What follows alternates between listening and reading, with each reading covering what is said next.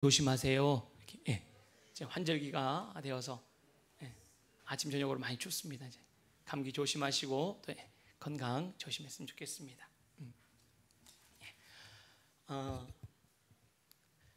우리가 제일 좋아하는 단어 중에 하나가 복인 것 같습니다. 복, 그죠? 새해 복 많이 받으세요. 그리고 뭐 여기저기서 우리는 복을 참 좋아합니다. 그래서 아마 한자권 문화에 있는 사람들은 다 복, 그죠? 복복자, 복 받기를 원하는 것 같습니다. 저도 예외는 아닙니다. 그러면 어떤 복을 받고 싶으세요? 우리 한번 제가 볼 때는 각자 원하는 복이 좀 다를 수 있습니다. 정찬목 장로님 어떤 복을 받기를 원하십니까? 이거 너무 많아서 그죠? 물질도 있어야 되고 건강도 있어야 되고 자녀들도 있어야 되고 그죠? 손꼽을 너무 많아서 어떤 분은 그죠? 이런 하나님 이런 복 좀 주십시오. 전 혹 말로 지실이 복도 없어 가지고 나는 그죠? 이런 복도 저런 복도 얼마나 많이 필요합니까? 저는 이런 복을 받고 싶습니다. 그 복의 내용이 바로 오늘 우리가 읽은 1편 3절입니다. 그는 시냇가에 심은 나무가 철을 따라 열매를 맺으며 그 잎사귀가 마르지 아니함 같으니 그가 하는 모든 일이 다 형통하리로다. 저만 그런 거 아니시죠? 다 그런 복을 받고 싶으시잖아요. 그죠? 심은 나무가 씨를 쫓아서 열매를 맺어서 그 모든 일이 다 형통한 그 복을 우리는 아마 누리고 싶으실 겁니다. 이것이 성경이 말하는 복된 삶의 모습입니다. 그러면 어떻게 하면 이러한 복된 삶의 그 모습들을 우리가 살아갈 수 있을까? 오늘 저와 함께 그 비결을 함께 말씀을 통하여서 살펴보려고 합니다. 신명기 28장 3절에서 6절을 보면요, 앞에 PPT가 나오는데요, 이 복이 얼마나 좋은지 좀 더 구체적으로 이렇게 표현을 하고 있습니다. 성읍에서도 복을 받고 들에서도 복을 받을 것이며 내 몸의 자녀와 내 토지의 소산과 내 짐승의 새끼와 그렇죠? 새끼가 복을 받을 것이며 내 광주리와 떡 반죽 그릇이 복을 받을 것이며 내가 들어와도 복을 받고 나가도 복을 받을 것이니라. 아멘입니까? 네. 그렇죠. 야, 얼마나 좋습니까? 나가도 복을 받고 들어가도 복을 받고 뭐 짐승 새끼며 자녀며 뭐며 하는 것마다 다 잘 되는데 얼마나 좋습니까? 그러면 이런 복을 도대체 나도 받고 싶은데 어떻게 해야 됩니까? 저도 정말 그 복 받고 싶습니다. 그런데 어떻게 해야 됩니까? 라는 그 사모함으로 오늘 함께 말씀을 살펴보려고 합니다.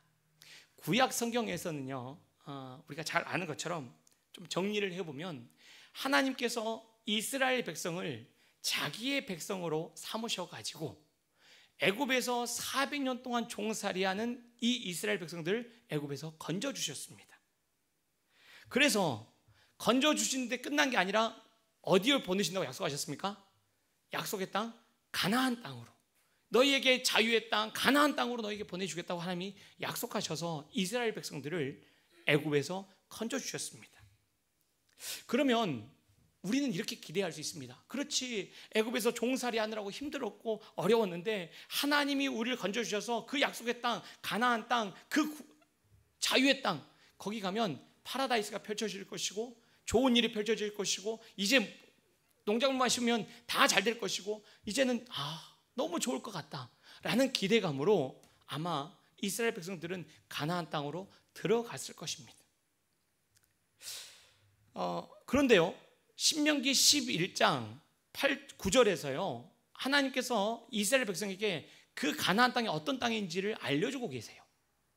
또 여호와께서 너희의 조상들에게 맹세하여 그들과 그들의 후손에게 주리라 하신 땅, 곧 젖과 꿀이 흐른 땅에서 너희의 날이 장구하리라.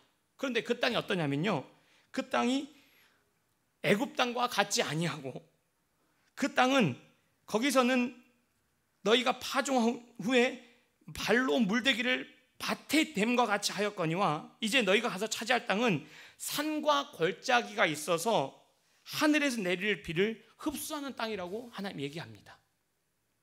너희가 가나안 땅에 가서 이제 너희와 너희 후손이 장구할 텐데 그 땅은 애굽 땅하고 다르답니다. 애굽 땅은 어떠냐면 거기에서는 파종한 후에 발로 물대기를 밭에 댐과 같이 한다. 그 말은요, 애굽은 뭐가 있습니까? 나일강이 있어서 농사가 아주 잘 되고 쉬운 땅이었습니다. 그러니까 애굽 땅에서는요, 그 나일강으로 인하여서 너무 모든 농사가 잘 되었던 땅, 그러니까 너무 쉬운 땅이었는데 가나안 땅은 어떻다고요? 그게 아니고 산과 골짜기가 있어서 하늘에서 내리는 비를 흡수해 버리는 겁니다. 그럼 농사를 짓기가 쉽겠습니까? 어렵겠습니까? 어렵다는 얘기죠. 오히려 애굽 땅에서는 농사도 잘 되고 훨씬 쉬웠는데 가나안 땅에 왔더니 더 쉽고 더 뭔가 잘 될 줄 알았더니 그게 아니라는 겁니다.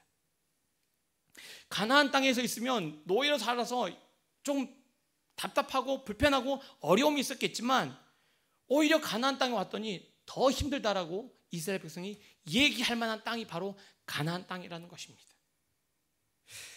그런데요, 12절에 그 가나안 땅의 특징을 이렇게 얘기합니다. 내 하나님 여호와께서 돌보아 주신 땅이라. 연초부터 연말까지 내 하나님 여호와의 눈이 항상 그 위에 있느니라. 땅만 비교했을 때는요, 애굽 땅과 가나안 땅이 비교할 수 없을 만큼 가나안 땅이 척박한 땅이라니까요. 오히려 비옥하고 오히려 농사짓기 좋은 땅은 애굽 땅이에요. 그런데 애굽 땅과 가나안 땅의 차이는 가나안 땅에 연초부터 연말까지 여호와의 눈이 항상 함께 하고 있다는 것입니다. 그러니까 가나안 땅에서 살기 위해서는 뭘 해야 됩니까? 여호와의 지켜보심을 보면서 하나님이 원하신 대로 그 삶을 살아갈 때 그 땅은 정말로 풍성한 삶을 누릴 수 있지만 그렇지 않으면 정말로 곤고한 땅이 바로 가나안 땅이 되는 것입니다. 그러면 한번 우리의 사는 삶의 모습들 한번 이제 생각을 해보겠습니다. 우리는 지금 애굽 땅을 살아갑니까? 가나안 땅을 살아갑니까? 지금 애굽에 계시면 안 됩니다. 애굽에 계신 분들은 아직 예수님을 모르고 그 세상의 그 모든 것 가운데서 버둥거리면서 사는 삶이 애굽 땅이에요. 우리는요, 가나안 땅을 살아가는 사람들입니다. 예수 안에서 하나님의 자녀가 되어서 애굽 땅을 벗어나서 하나님의 은혜 안에서 이 하나님의 은혜를 누리며 사는 삶, 가나안 땅을 살아가는 사람들입니다. 그러면 애굽 땅에서가 쉬웠을까요? 가나안 땅에서 쉬울까요? 애굽 땅에서 쉬웠다니까요. 예수 믿고 나니까 아이고 살기 어렵네. 그래야 맞다니까요. 한번 잘 생각해 보십시오. 예수 믿어서 부자가 되고 예수 믿어서 건강해지고 예수 믿어서 더 잘 됐다 라고 우리는 얘기하고 싶으시잖아요. 그런데 솔직히 한번 생각해 보세요. 예수 믿어서 그냥 얘기하고 싶은데 주일날 자고 싶어도 자지도 못하죠. 여행 가고 싶어도 여행도 못 가죠. 우리 또 이렇게 겟세마네도 나오셔야죠. 주양 선생님들은, 그죠? 또 주일날 또 식당 봉사도 하셔야죠. 뭐 이것도 해야 되죠. 저것도 되죠. 또 참아야 되죠. 성질도 마음대로 못 부리죠. 예수 믿어서 했는데 이제는 오히려 아프다고 말도 못하지 않습니까? 남편이 교회를 안 다니면 아마 더 할 겁니다. 그죠? 차마 교회 정말로 속상하고 교회에서 그냥 속이 부글부글해도 남편한테 얘기할 수가 없습니다. 혼자 끌어안아야 되잖아요. 우리는 가나안 땅을 살기 때문에요, 애굽 땅에 비해서 훨씬 어렵고 힘든 삶을 사는 것이 당연한 것이 우리의 삶의 모습입니다. 그런데 거기서 끝나버리면 안 됩니다. 어떻다고요? 여호와의 눈이 항상 우리를 끊임없이 비춰보고 계신다는 겁니다. 그래서 우리가 그 척박하고 힘든 가나안 땅의 삶에도 불구하고 여호와의 눈이 우리를 항상 향하고 있기 때문에 여호와의 돌보심을 경험하면 이 모든 삶들이 거기서 끝나는 것이 아니라 하나님 은혜 안에서 감사와 기쁨과 천국을 미리 맛보는 삶의 그 여정이 바로 우리가 사는 가나안 땅이 되는 것입니다. 그런데 한번 우리의 삶의 실제를 늘 돌아보셔야 됩니다. 그렇지, 예수 믿으면 정말 힘들어. 안 믿을 수도 없고. 그렇게 삶을 살아오고 계신다면 여호와의 눈이 우리를 향하고 계시는데 내가 그 눈에 맞춰서 어떻게 지금 삶을 살아내야 되는지를 잘 알지 못하기에 우리 삶은 늘 팍팍합니다. 차라리 예수를 안 믿었더라면 그때가 더 좋았다라는 얘기들이 광야 이스라엘 백성들이 할 정도로 가나안 땅에서요, 가나안 민족에게 고난받고 힘들어하는 이스라엘 삶의 모습들을 우리는 성경을 통해서 보았지 않습니까? 그러니까 예수 믿는다고 사는 사람들이 다 똑같지 않습니다. 주변을 보십시오. 하나님께서 내 삶을 돌아보시면서, 주변을 보시면서, 그러면 하나님 예수 안에서 가나안 땅을 삶을 이 속에서 정말로 복을 누리는 그 삶의 은혜를 좀 경험하도록 저에게 하나님 인도해 달라고 기도하면서 하나님 뜻을 구하지 않겠습니까? 자, 그러면 오늘 시편 1편 말씀 1절을 같이 한번 읽어보겠습니다. 시편 1편 1절입니다. 시작. 복 있는 사람은 악인들의 길을 따르지 아니하고 아니며 죄인들의 길에 서지 아니하며 오만한 자들의 자리에 앉지 아니하고. 자, 복 있는 사람은 어떻다고요? 악인들의 꾀를 따르지 아니한다라고 나옵니다. 자, 그러면 이 하나님이 눈동자로 지키시는 복 있는 삶의 그 3절에서 경험했던 그 삶을 내가 누리지 못한다고 하면 우리는 지금 뭘 하고 있다는 겁니까? 악인들의 꾀를 따르고 있는 겁니다. 복 있는 사람은 그런 형통의 삶을 살아가기 위해서는 이러한 삶을 하지 않아야 되는데 내 삶이 이렇게 하고 있구나, 그래서 나는 하지 못하고 있구나라는 것을 우리는 점검해 보셔야 돼요. 그러면 악인들의 꾀를 따르는 삶이 뭔가를 좀 더 살펴보기 위해서요, 시편이 쓰여진 히브리어 그 단어들을 좀 살펴보면 이 1절을 좀 더 살펴보기 전에 좀 더 시편의 개괄적인 것을 한번 먼저 얘기를 드리면, 시편은 1편에서 크게 의인과 악인으로 나뉘어서 얘기를 하고 있습니다. 그러면 의인은 착한 사람이고 악인은 나쁜 사람입니까? 아니요. 우리가 우리의 삶을 적용한다고 하면 시편에서도 의인은 하나님의 은혜를 받은 자고요, 악인은 하나님의 은혜를 받지 못한 자입니다.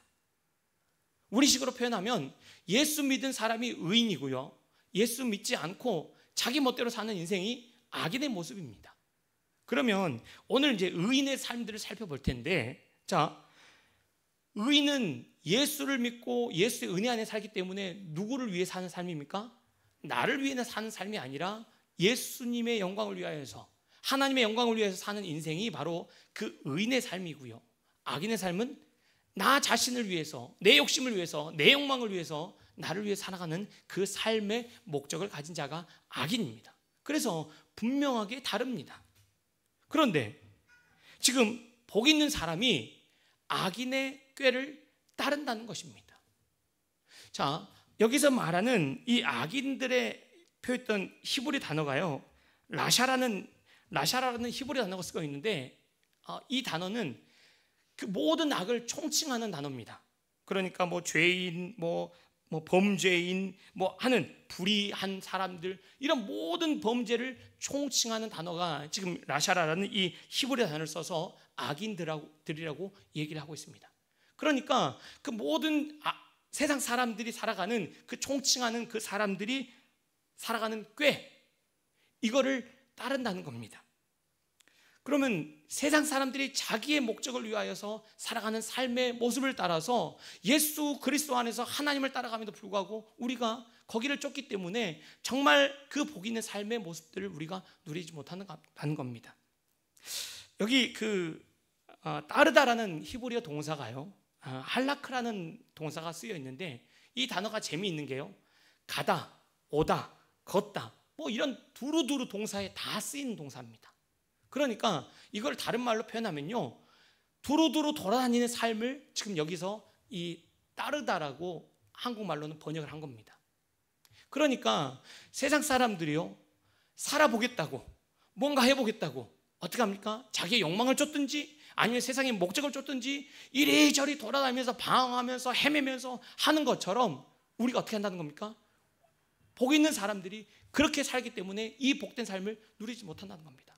야, 누가 뭐 했더니, 장사 뭐 했더니 잘했다더라, 그거 쫓아가고, 누가 뭐 이랬다더니 뭐 이랬다더라, 누구는 이랬다더라 라는 그 난리와 소문에 따라서 이리저리 돌아다니니까 우리 복 있는 사람들도 그런 악인들의 꾀를 따라서 이리저리 헤매고 다니니까 우리 안에는 정말 어떻게 한다고요? 그 때마다 철마다 맺는 그 하나님의 형통함을 누리지 못한다라고 시편 기자가 지금 얘기하고 있는 겁니다. 복 있는 사람은 악인들의 꾀를 따르지 아니하며 죄인들의 길에 서지 아니하고, 여기서 죄인들이라고 표현한 그 히브리 단어는요, 하타라, 다른 단어를 씁니다. 하타라라는 단어를 쓰는데 여기는 딱 아예 지적합니다. 죄인. 영어로 말하면 sinner.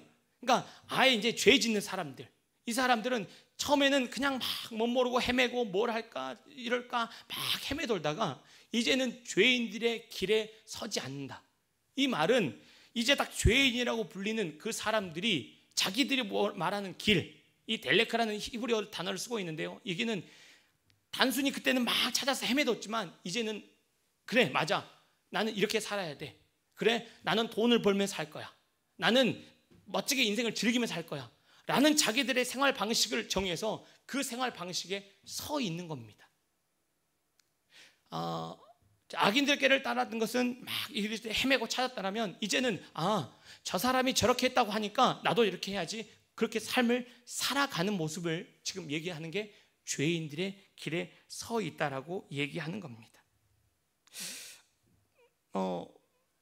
적절한 비유는 혹시 아닐 수도 있겠지만 제 머릿속에 든 생각이 요즘에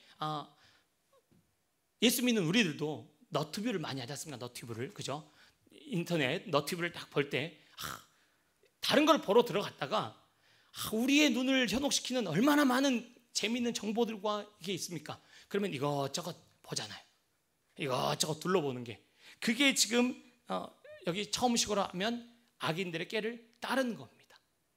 그러다가 나는 요리가 좋아, 나는 패션이 좋아, 나는 낚시가 좋아, 뭐 자기는 말한 대로 자기 원하는 어떤 그 영상, 그럼 그거에 대한 또 계속해서 그 영상들을 보는 것 아니겠습니까? 그럼 그게 뭐라고요? 죄인들의 길에 서는 겁니다. 자, 보세요. 의인이라고 불리는 사람들은 예수 그리스도 은혜 안에서 하나님의 영광으로 사는 존재이지만, 악인들은 자신의 욕망과 자신의 목적을 위해 사는 그 인생들이기 때문에 그 인생의 최종 목적이 뭘까요? 자기가 드러나는 겁니다. 자기가 높아지는 겁니다. 자기가 권력을 갖고 자기가 떵떵거리며 사는 것이 그 악인으로서 세상을 살아가는 삶의 최종 목적지입니다. 성경은 그것을 뭐라고 표현했냐면요, 오만한 자들의 자리라고 얘기하는 겁니다. 헤매다가 머물다가 결국 그 자리가 어디냐면 오만한 자리입니다. 다른 말로 이게 표현한 게 조롱한다, 경멸한다, 어떤 그런 의미들로 쓰일 수 있는데요. 그러니까 봤지?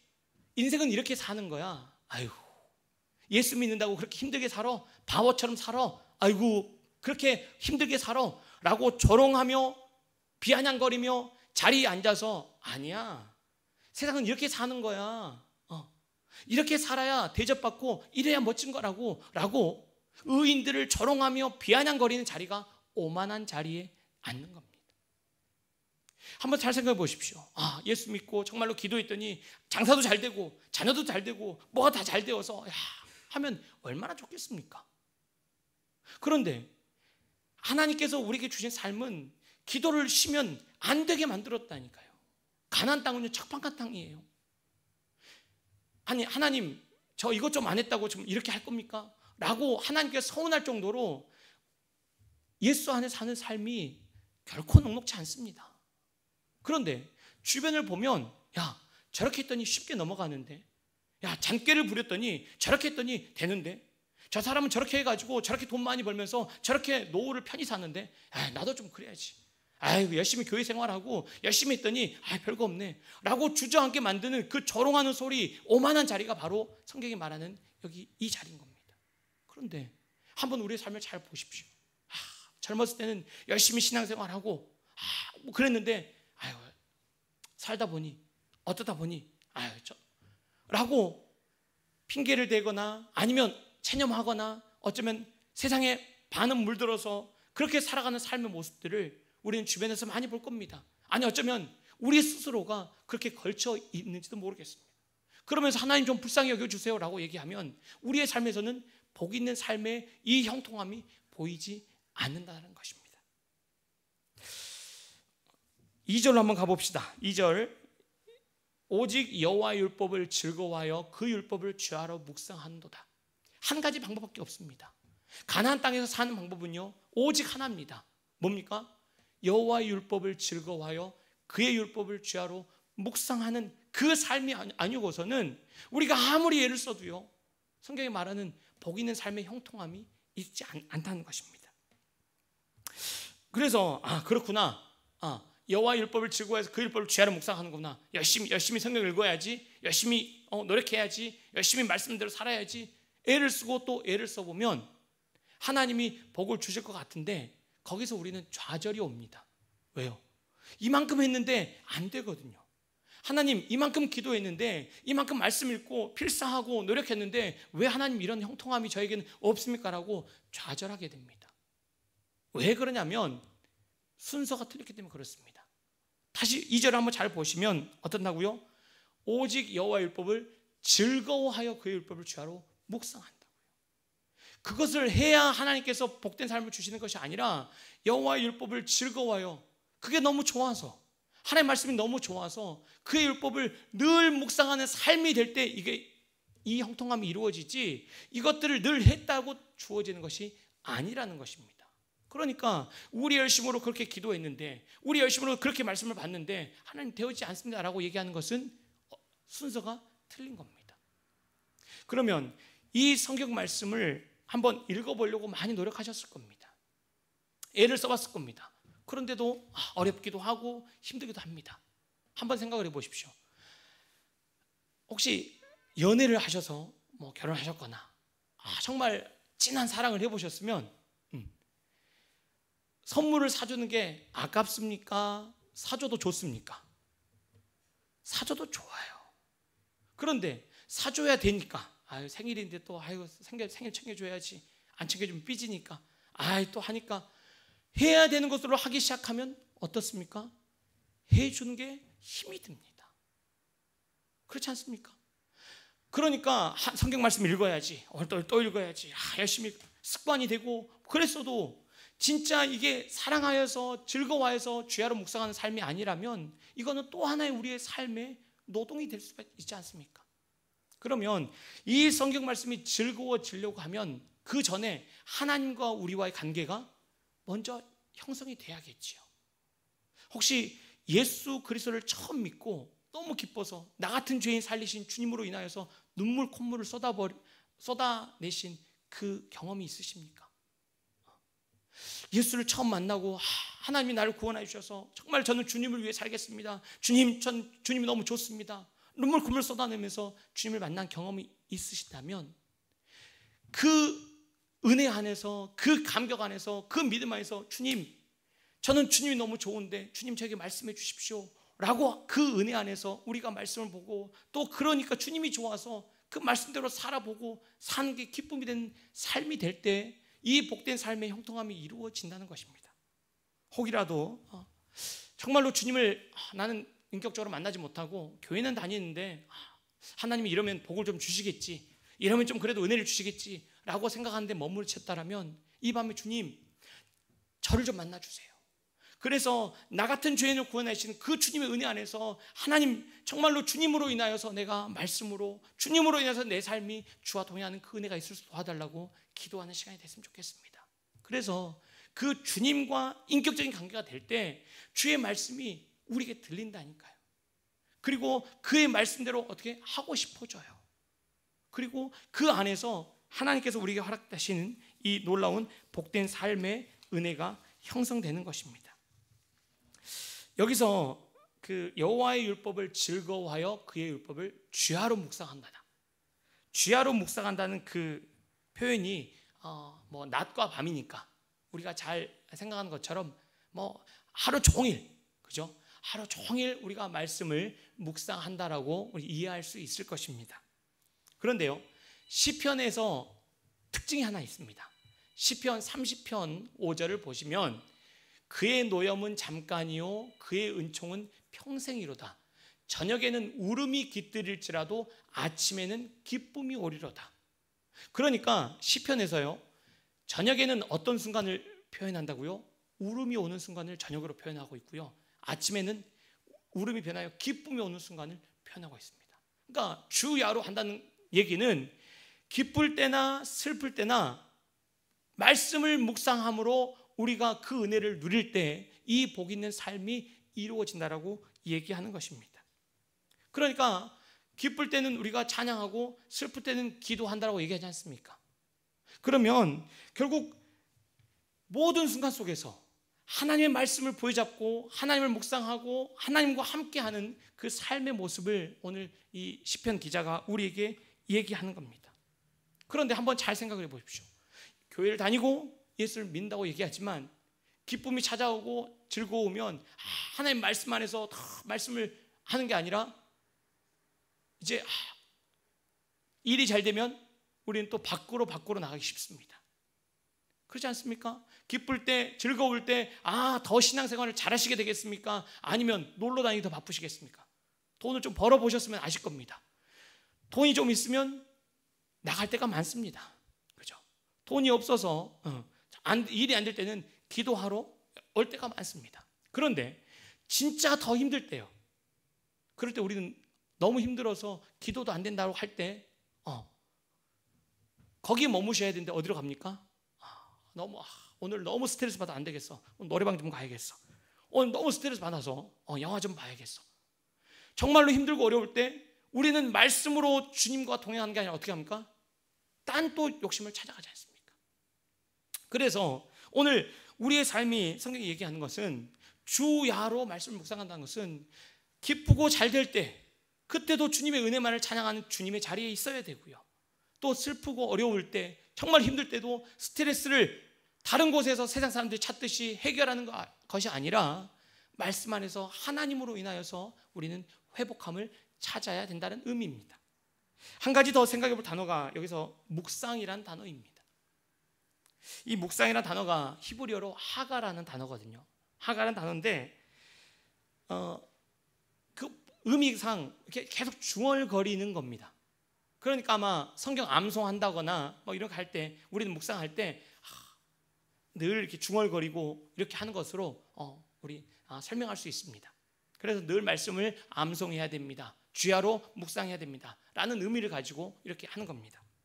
그런데 이 하가라는 단어 안에 여러 가지 뜻이 좀 있는데요.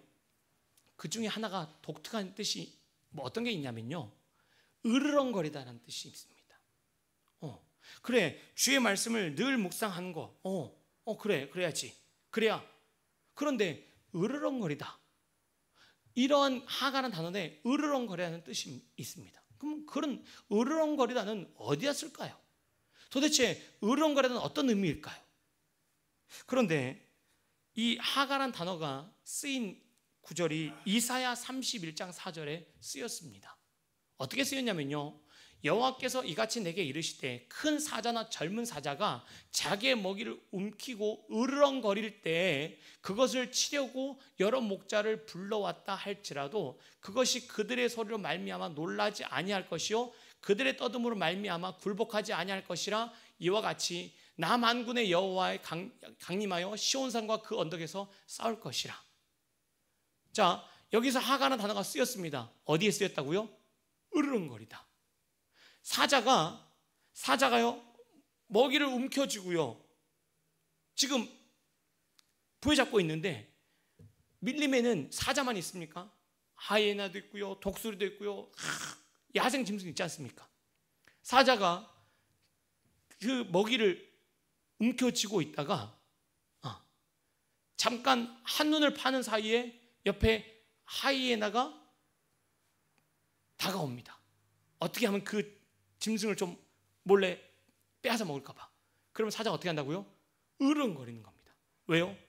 절대 나는 너에게 이것을 빼앗길 수 없다. 나는 절대 이것을 너에게 나눠줄 수 없다. 저리 가! 으르렁거리는 겁니다.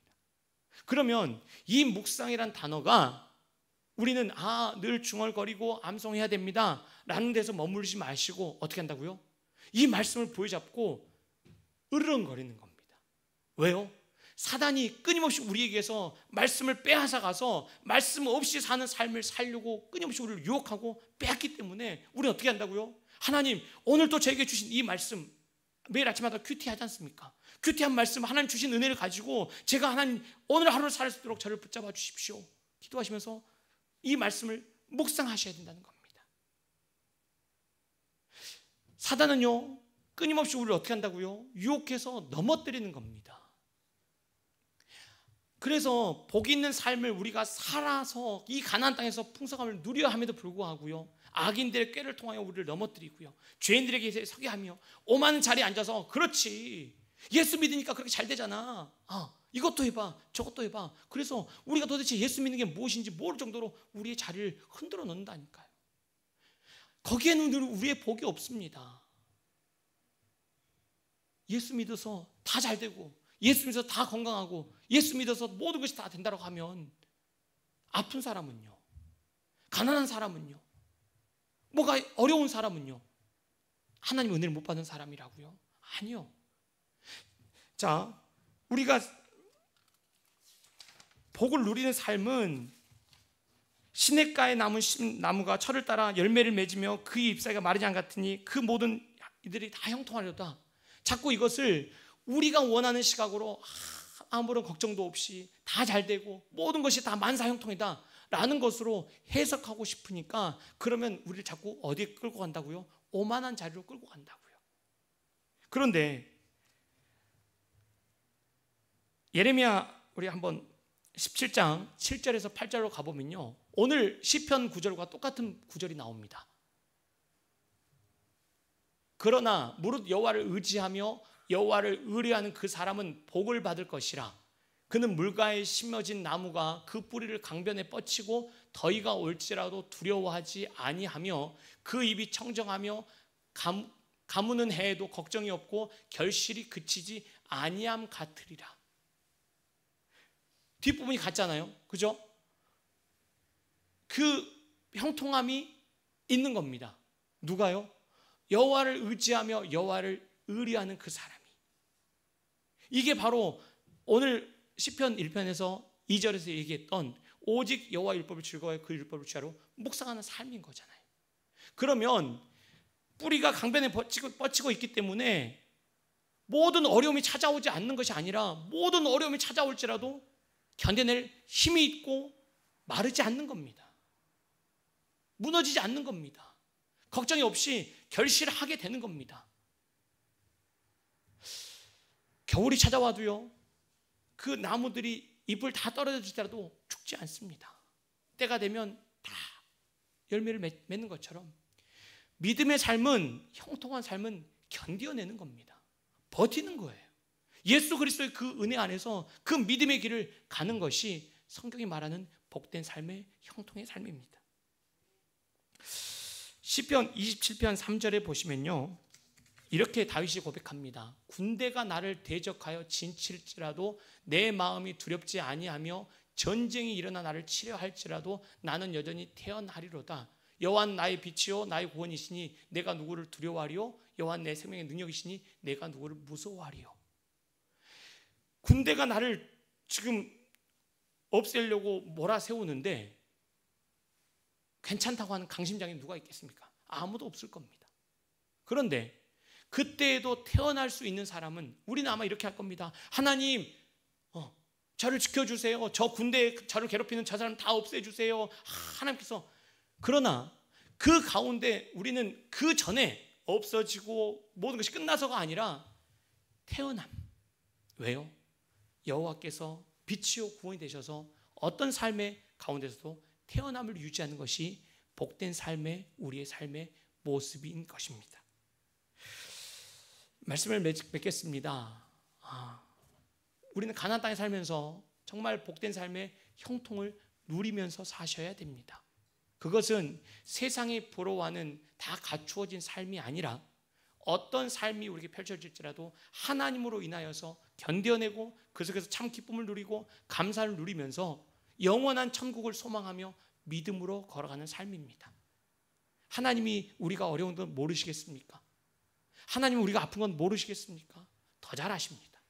그럼에도 불구하고 우리를 그 가운데 내버려 놓으신 것은 하나님께서 그 가운데서 우리가 여호와 율법을 즐거워하여 그 율법을 취하러 묵상하는 우리의 삶을 하나님은 원하시는 겁니다. 그 속에서 더욱더 하나님을 의뢰하며 하나님을 의지하며 믿음의 걸음걸음을 달려가십시오. 그렇게 해서 하나님께서 우리를 지키시고 인도해 가시는 그 은혜의 삶들을 누리시길 소망합니다. 하나님께서 우리에게 허락하신 그 복된 삶을 우리가 모두 함께 감사하며 그 길을 함께 믿음으로 걸어갔으면 좋겠습니다. 우리 시간 함께 찬양하고 기도했습니다.